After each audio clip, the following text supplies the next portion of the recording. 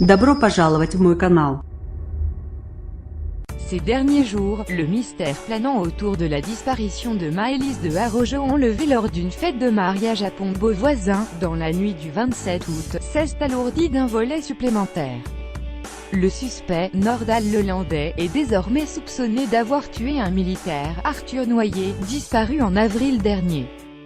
C'est dans ce contexte que, ce jeudi, l'avocat des parents de Maëlys, maître Fabien Rajon, a publié une tribune sur le site du Parisien. Dans ce texte, il s'abstient de mentionner ce dernier rebondissement de l'enquête et se concentre sur le dossier de la disparition de la petite fille.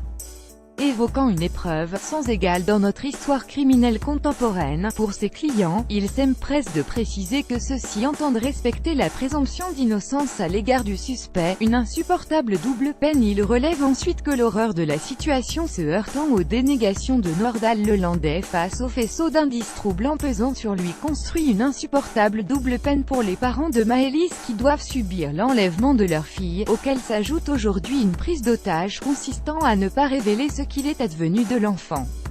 Le conseil de la famille s'adresse alors ouvertement à la défense du suspect. Selon lui, celui-ci est ambigu dans son attitude devant la version de Nordal Lelandais qui rejette les faits qui lui sont reprochés dans ce cas. Pourquoi la défense n'a-t-elle pas estimé opportun de relever appel de sa détention provisoire ou de solliciter son placement sous contrôle judiciaire, voire une remise en liberté pure et simple? Il s'étonne d'une déclaration précise. La défense s'est abstenue d'invoquer l'innocence du mis en cause et elle concède mezza voce qu'il lui reviendra de s'expliquer sur un certain nombre de points. Des ambiguïtés à lever selon Fabien Rajon. Enfin, maître Fabien Rajon demande à ses confrères de s'expliquer quant aux contestations qu'ils ont émises à la suite d'une conférence de presse du procureur de la République de Grenoble le 30 novembre dernier.